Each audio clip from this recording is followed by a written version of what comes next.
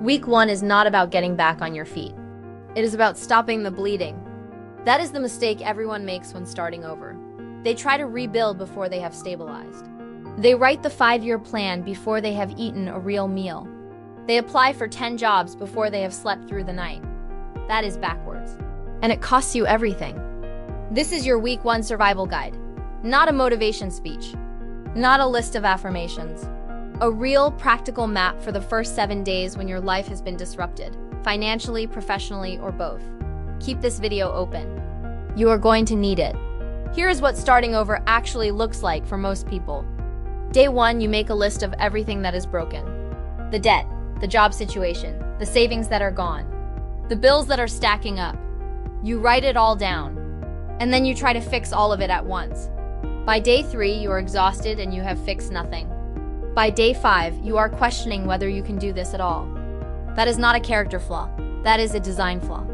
You are trying to run a marathon the morning after surgery. The body does not work that way. Neither does a life that has been disrupted. Disruption, financial disruption, job loss, burnout, a major life change, puts your nervous system into a state of survival. In survival mode, you cannot think clearly. You cannot plan. You cannot make good decisions, you can only react. And reacting to a complex situation without a clear structure does not fix it. It deepens it. Week 1 is about one thing only: getting you out of survival mode. Not back to where you were. Not ahead of where you were. Just stable, just breathing, just functional. There are 5 pillars to Week 1. Each one does a specific job. Together, they create the conditions for everything that comes after. Here they are. Pillar 1. 1 financial task per day. Not 10, not a full financial audit, not a new budget system. 1 task. Here's why this works. When your finances are disrupted, the natural response is to try to see everything at once. You want the full picture. You want to know exactly how bad it is so you can fix it. But looking at everything at once does not help you fix it. It paralyzes you. 1 task breaks the paralysis. Day 1, write down what comes in this month. Not what you owe, not your full budget, just income. What hits your account in the next 30 days? That is all day 1 asks of you.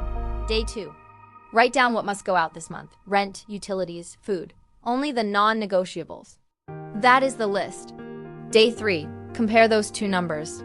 If income is greater than expenses, you have breathing room. If expenses are greater than income, you now know the exact gap. You are working with a real number, not a feeling of dread. Day 4, identify 1 expense that is not on the non-negotiable list that you can pause. Not eliminate permanently. Pause. 1 thing, a subscription, a recurring charge. 1 thing. Day 5, if you have a creditor, contact 1. Not all of them. 1, explain your situation. Ask about hardship options. Most lenders have hardship programs. Most people never ask because it feels embarrassing. Ask anyway. 1 call. Day 6, rest your financial brain. Do not look at numbers today. This is intentional, not optional. Day 7, review what you did this week. Not what you did not do, what you actually did.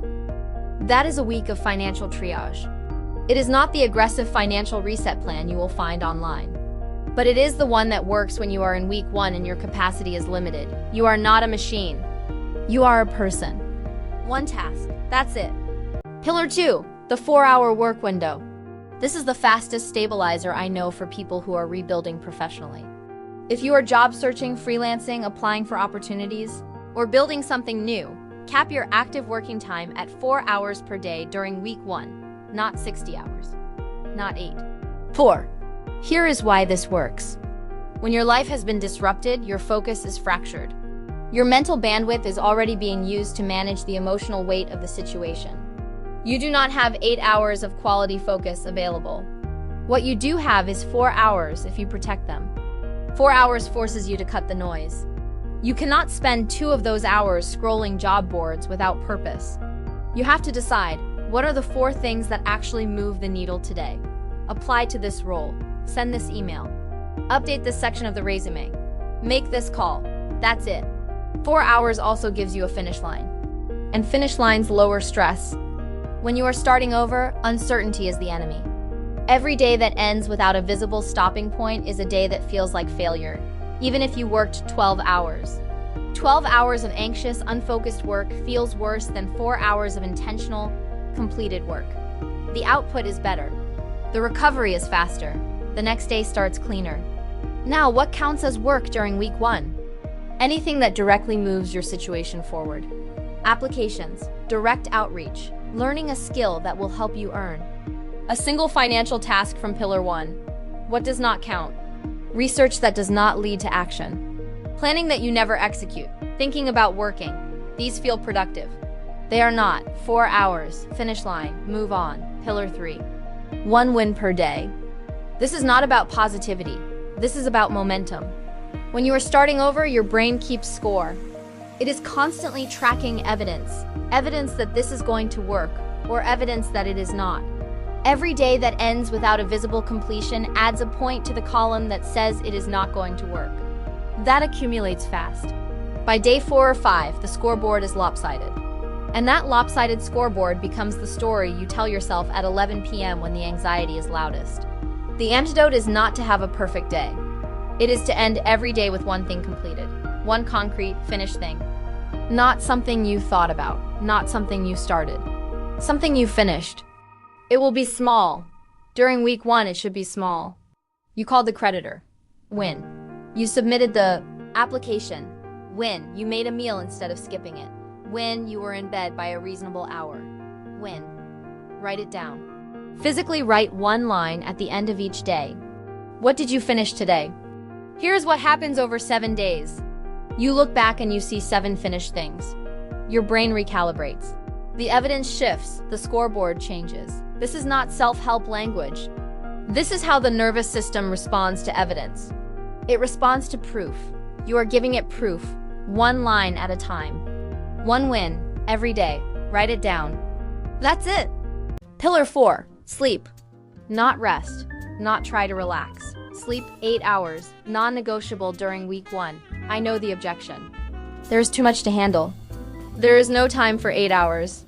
Here's what is actually happening when you cut sleep during disruption. Your cortisol stays elevated through the next day. Your decision-making begins to degrade within 24 hours of insufficient sleep. Your ability to regulate your own emotions drops significantly. The situations that would be manageable with a full night of sleep become genuinely difficult without one. You cannot make sound financial decisions on poor sleep. You cannot write a compelling application on poor sleep. You cannot have a productive conversation with a creditor, a potential employer, or a support person on poor sleep. The version of you that shows up after 2 days of poor sleep is not equipped to rebuild anything. Sleep is not what you do after you have handled the crisis. Sleep is how you handle the crisis. During week 1, set a consistent sleep time, the same time every night. Consistency regulates your body clock. Consistency lowers baseline anxiety, not because the problem is solved, but because your nervous system is no longer adding sleep deprivation to an already heavy load. You are not sleeping because the situation is fine. You are sleeping because the situation requires your clearest thinking. And your clearest thinking requires sleep. This is strategy, not comfort. Strategy, Pillar 5. Guard your input. When your life is disrupted, everyone has an opinion. Family members who mean well but add pressure. Friends who remind you of how things used to be. Online voices telling you that you are one mindset shift away from everything being fine. During week 1, you cannot afford unlimited input. Your mental bandwidth is already operating at capacity. Every additional opinion, every unsolicited piece of advice, every piece of content that increases anxiety without offering a clear next step, that costs you energy you do not have to spend. This is not about being rude. It is about being protective of the space you need to think clearly. The filter is simple. Ask one question about every conversation and every piece of content you take in. Does this move me towards stability or away from it? A conversation that adds pressure without giving you a clear action, away from stability. A voice telling you that you should have planned better, that this is your fault, that you are behind, away from stability. A person who sits with you calmly, helps you think through one real next step, and does not catastrophize. That is stability. Week 1 is not the time for big picture life advice from everyone in your circle. It is the time for quiet, focused, intentional input from sources that move you forward. Protect that space. What enters your mind during week 1 will shape how you feel and how you decide for the weeks that follow.